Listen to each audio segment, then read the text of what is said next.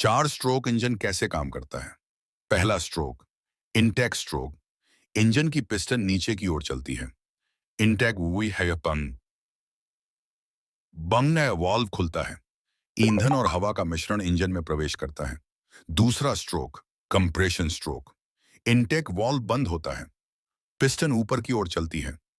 ईंधन और हवा का मिश्रण संकुचित होता है। तीसरा stroke, power stroke. Spark plug से स्पार्क उत्पन्न होता है। संकुचित ईंधन और हवा का मिश्रण जलता है। पिस्टन नीचे की ओर चलती है।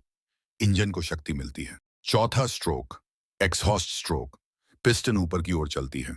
एक्सहॉस्ट वाल्व खुश्तमय। एक्सहॉस्ट गैसें इंजन से बाहर निकलती हैं।